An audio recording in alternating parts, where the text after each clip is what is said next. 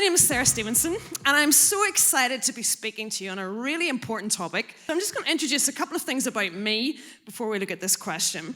And that is, it's an important topic to me, and that's why I devoted 2 years in studying a master's degree that looks at philosophy and science. So it's a topic I love to study, but also, just as Ben shared his story, in my story, science was a barrier for me actually believing in God. So this is personal as well as something that I love to study. Now, I'm going to make some big claims in my talk. Okay, I'm going to respect you, but I'm also going to say some statements of belief that I really believe about this topic. So please write anything down that you want to ask me in your questions, and we can deal with that in the Q&A. But there's just one thing that I need to do before I start, and that is to say, you can tell from my accent that I'm Irish, and the Ireland rugby team are playing in 10 minutes. To respect them, we're going to stand for the Irish national anthem. So if the team at the back could please. Okay, now we can begin. And on the Reboot team, we've got some people from all over the world. We've got Australia, we've got South Africa. They could be rivals to the Irish team. But Zoe, who's in the house at the back, he's from Canada. And what can they play that's not on ice, you know? Okay. I don't know if you've been following this news story, but the BBC has been covering this story on the news. Absolutely amazed me. It happened in Lincolnshire, and I have no idea where that is, but it was still an amazing story. So what happened was this couple were out for a walk, and they come across this building that they haven't explored before, and they think, oh, what happens in there, dear? She's like, haven't a clue, and he's like, well, let's go explore. So they went and they decided to weirdly look through the windows. They look through the windows and they see these 5 bodies on the ground with a blanket over them. And they're like, they see this woman standing like this. They look at each other. They back away. They're like, run, run, run. They start running down the street. And he takes out his mobile phone, phones the police, and said, you need to get down to this building ASAP. There's been a mass murderer. This really weird, freaky woman is there, and there's 5 bodies on the ground. So the police, literally, true story, flashing lights, come motoring down the street. They bust open this room, and it's a yoga class. And I'm reading this story going, what on earth? The police spoke to the couple and are like, do you think this is the best way of using police time? It was completely ridiculous. And I thought about that story afterwards, and I thought, the appearance is very different from the reality, isn't it? They thought mass murder. In reality, the most beautiful yoga class ever. They actually fell asleep. The appearance and the reality are 2 different things. But this is what I think about the topic that I am speaking to you on today, and that is the appearance is that science has debunked faith. The reality is that the God of this universe is the King. The King? The King? God is alive. But I want to build a case on that for you to share why I have come to that belief. Now, in the summer that's just been passed, I went on a holiday to Austria. I decided to go up the mountains. And so I phoned a friend before I went, and I said, do you have any really good book recommendations so that when I come down, I can relax and read that book? And she recommended me to read Lessons in Chemistry.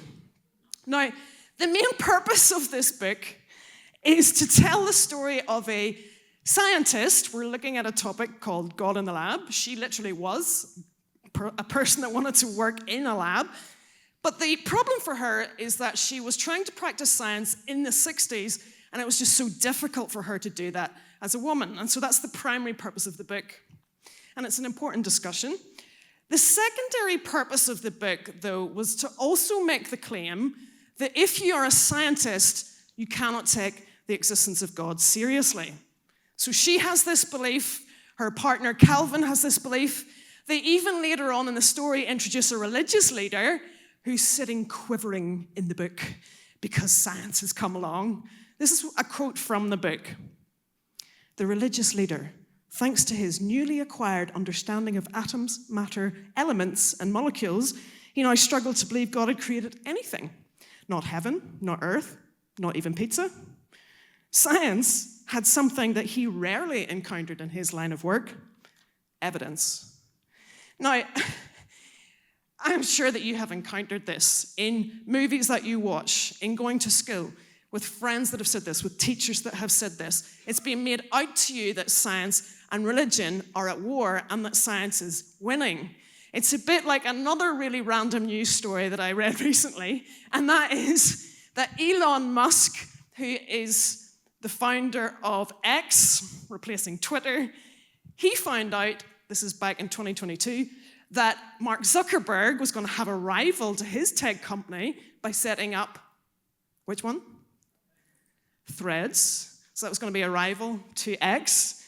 And this is what happened. Elon Musk reached out to him and said, let's have a UFC cage fight.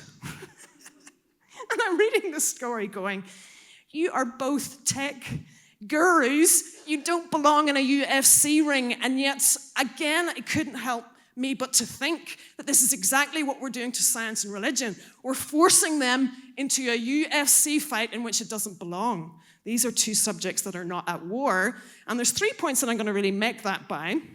And that is to say, science and religion are two subjects, two fields that are complementary. They both give us perspectives in what our universe is about. Science and religion are not at war. It is our worldviews that are at war. How we see the world, that is the thing that brings collision in belief. And thirdly, I said I'm going to say some strong statements. I'm going to tell you that I believe there is scientific evidence for the existence of God, and I'm going to give you an example as well. And so what I mean by science and religion is, science is a way of acquiring knowledge. We discover laws of nature. You see regularities, you see patterns, you're trying to see empirical evidence. Religion, some people have beliefs and practices, others live by philosophies.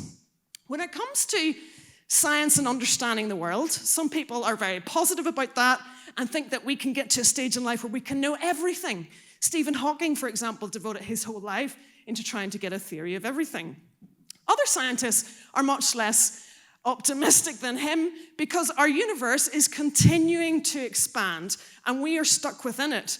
And we're trying to understand all of it, but we're stuck in our vantage point. And so some scientists would actually say, we'll never get to a point in which we know everything. But a typical way in which science expands itself is how we even do science. So to give you an example on the screen, Galileo Galilei was a physicist who wanted to prove Copernicus' theory that actually the Earth is not the center of the solar system. And so before this time period, how we did science was based on observation. So what seemed commonsensical to how you saw things, that seemed like scientific method. But we are now developing instruments and technology to help us figure out theories. And so through the telescope, we were now able to see that actually the Earth is not the center of the solar system. And so because we have technology and methodologies that help us to expand our knowledge, this is what some people then say. Everything we know should be like that. We should be able to see it to believe it. If we are to believe anything with certainty, you have to see it through your physical eyes or you cannot believe it. And I want to just say that whether you're a theist or an atheist, let's just clarify what we mean by those things. Atheists don't believe in. Theists do believe in. Good. No matter which of these positions that you find yourself in, quite often we make a mistake when we actually even look at scientific information, because atheists can assume that just because you discover a law of nature does not mean you understand everything about it. And it still does not explain where it comes from or why it works in that particular way. So if I had something in my hand and I drop it, we know the law of gravity. And atheists are making the supposition that just because you see that pattern, that that's the whole thing to understand about it. And that is a mistake, because it does not explain where gravity came from. It works according to rationality and order, and that is a mistake. But similarly, theists can sometimes make a mistake that when we do have gaps in knowledge and science, that's where we're trying to stick God in. But I want to make this very clear to you today. We're not just trying to fit God into some gap of information. God is the maker of information. He is the one that makes the laws of nature. He's bigger than trying to squeeze him into a gap. And so I'm sure you've heard this statement before. Science is the only way to truth. Can you stick your hand up if you've ever been told that by a teacher, a friend, in science classes, in religious studies lessons, that you've heard that statement before? Quite a few of you. And I just want to point out that this is actually a really logically inconsistent statement, because there is no scientific hypothesis or data or experiment that can be performed to prove that statement, so it actually self-defeats itself. Science cannot be the only way to truth, because science cannot provide an experiment to even get that conclusion. There is no method to deduce that. Now, I want us to really get a point that helped me in my breakthrough in this topic, okay? So I want you to think about this. The rise of science in the West happened around the 16th and the 17th centuries, okay? There are more people that lived before that time than since that time. Now, my question to you today is, if you're sitting in this hall and you maybe think that science is a barrier to faith, think about this. More people have lived without the rise of science than with it. So were all of their lives meaningless? Did they live unfulfilled lives? And the answer is, of course, no. But if we say no, then it means that, well, there's other things that we need to actually live well. I want you to really get this point. I want you to imagine that you actually lived in some futuristic time. Well, how would you then still even know that you knew everything? Because when would you ever get to the end of knowing what could be known?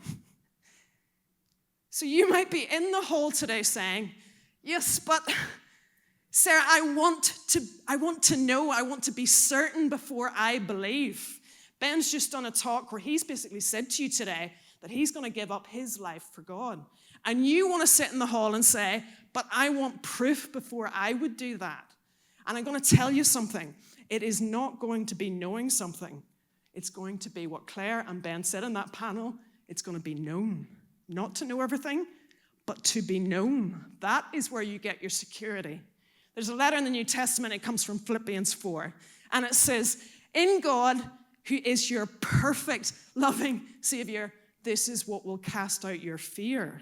So if you're in the hall today questioning that you need certainty, then I would like you to point yourself to Jesus to say, God, I know some things, I don't know some things, but you relationally can give me the security in order for me to know you and to commit to you. And so, moving on to my next point, being someone who absolutely loves philosophers, Aristotle, who lived around 4 centuries before Jesus, he helpfully made a point that there are different ways in understanding things. Science helps us in some ways, but our own minds and other information also helps us with our conclusions. If we move, I'm going to the next slide. I'm just going to give you an example for this. Now, I know that I talked about the Ireland rugby team, but I'm a massive football fan. And I bet you can't guess my football team that I support in the Premier League. Well, this is London, so who are the Tottenham Hotspur fans? Tottenham Hotspur. To be fair, they're looking pretty good this season. Who are the Arsenal fans? Yep. Chelsea fans? They're kind of like losing and not owning themselves. I'm a Newcastle United fan. And we've lost 3 out of our opening games, so I'll just pipe down. Okay. On the screen, you can see a VAR rim, a VAR, it's famously known in football. And this is because we're trying to bring science into sport to getting better decisions. Now, the interesting thing that I'm thinking about in relation to our topic is we want to get our decisions fair as to when a football team should get a penalty. So what they do is they take multiple takes of the foul that's happened in the box to decide whether this team deserves a penalty or not. Now, the interesting thing is that there are fouls that happen that they will disagree with, and they can actually freeze frame that exact moment scientifically, and they still don't have a unanimous decision. Now, I've said I'm a Newcastle United fan. 2-3 weeks ago, we were playing Liverpool. Ooh. Be quiet. And Van Dijk, who is a defender, he got sent off. And basically, they had this big row in the studio afterwards because they were disagreeing on whether it should have been a sending off or not. See, this is the thing. We've brought science into football, and it's actually proving the point. You might have science, you might have technology, but there's something else that gives us decisions, and that is ourselves. That is our opinions. That is our thoughts. That's how we see things. And this is like science and religion as well. And so the reality is, all of life, everything within the universe, it's temporary. It comes and goes. It didn't have to be this way. So let me ask you a question. If everything in life isn't permanent and could have been different, if there's not one permanent necessary thing, then how would we have anything? We need God to exist. We need him to be necessary and permanent because everything else is needy and dependent on him. Now, again, you might think that it's the Big Bang as a rival to him. The interesting thing about the expansion theory from the 1930s to the 1960s, the first scientist who was tracking the expansion theory was a Belgian scientist. And when he was discovering that, he actually thought this could be evidence of a creator because the Big Bang was actually proving that the universe hadn't always been here. And the simple rule in science is if something has a beginning, it has a cause, and something brings it about. And so actually the first scientists of the Big Bang theory actually thought, oh my goodness, this is actually like evidence that could match up with the fact that there is a God. And so it is not science versus religion. It is a worldview, how you see the world versus a worldview. Now, don't get me wrong, in methods within science, if we're trying to solve a problem, you don't get out your prayer book. I mean, it's good to pray at any moment, but you have to solve the problem. But that's different to having a worldview of naturalism that's saying there is no God, we've only come about through natural chance. And basically what that worldview is doing is telling you how to live in the same way as a religious person is telling you how to live. It's not science versus religion. It is a worldview of naturalism versus the worldview of people that believe in God. And so every scientist is influenced in the same way as all of us. They have their beliefs. They have their own experiences. They have their families, their friends, their suffering. When they evaluate their science, they bring all of that into the lab to help them to make their decisions. And finally, I'm going to say this boldly, I'm telling you now, there is impressive evidence scientifically for the Lord God Almighty. I think one really strong example of this comes from the fine-tuning laws of the universe.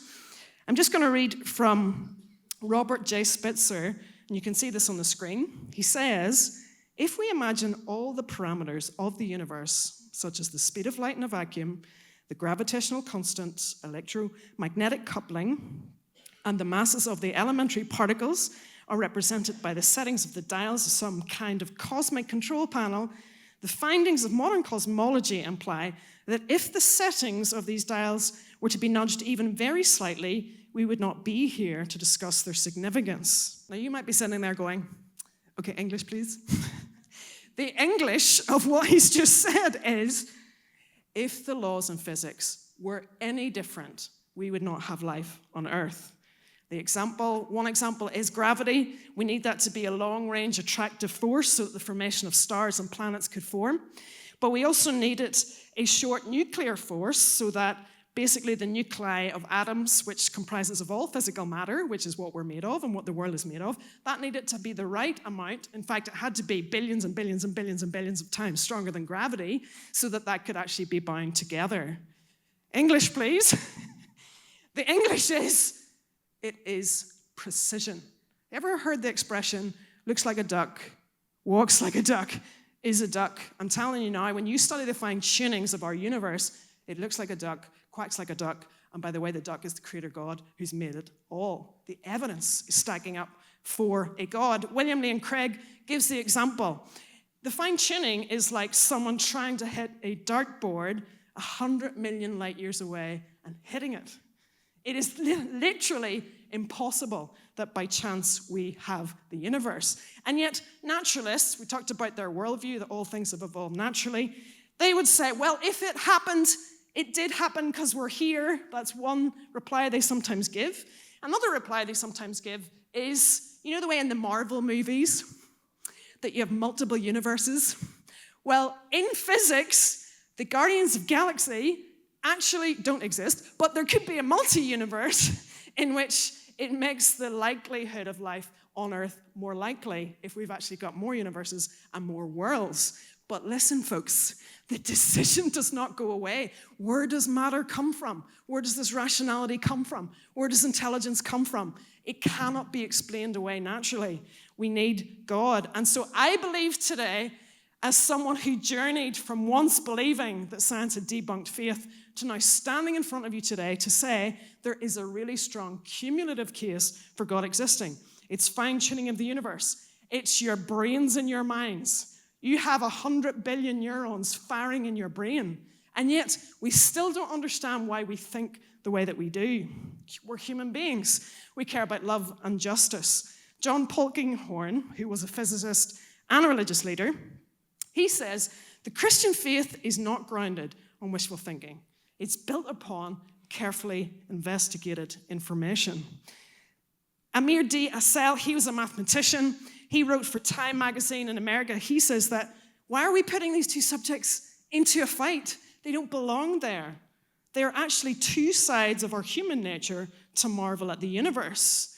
C.S. Lewis, just as another example, because he was an atheist, actually, he was Irish as well, but we all know his great contributions over here in England. He was an atheist, but he became a Christian, and he said, I believe in Christianity as I believe that the sun has risen. Alistair McGrath, who's also a lecturer in Oxford, he loved that example. And I want you to imagine this, okay? So imagine after Reboot is over, and you're going to go home and say you had the time of your life. You're probably going to be tired. You're going to go to your bedroom, and you flick the light on, and you see everything more clearly. C.S. Lewis says that when you flick that light on, that is like Christianity. It helps us to see and to understand our universe. So in conclusion, I want you to remember a couple of key words, because I've looked at some examples, and you're going to be back in school. You're going to have friends telling you to believe something different, teachers telling you to believe something different. I want you to remember the words on the screen, okay? When you're told something different, remember, how does that scientific explanation complement a Christian explanation? Two different kinds of explanations. Also, when you meet a naturalist or an atheist, remember, it's not science at war with your faith, it is their beliefs that are at war with your faith. Now, just on a personal note, if I had been at an event like this during my university years, I would have said my first objection to a panel sitting here, aren't these sofas pretty cool? If I had been asking a panel up here, my very first question, I would have said, science has debunked faith. But you know, underneath that question, I had a different question. And the question was, is Christianity bad? Is it dangerous? That was underneath the science question. And so I just want to say to you today, ask the questions that you need to. Maybe it's with your youth leader, maybe it's with the OCA team, maybe it's to the panel. Whatever your questions are, we do want to hear that. And just one final thing that convinces me about the absolute love of God is this: how inclusive and loving and equal that Jesus really was. Because you go to school and you hear things like, Christianity is bad, it's oppressive, it's not good for minority groups. I'm going to tell you where your equality lies, and that is a point that Ben made. Ben said, Jesus extended his invitation to everybody and said, if you want to follow me, give up your life and follow me. This is the basis of equality, is that we die to self and we belong.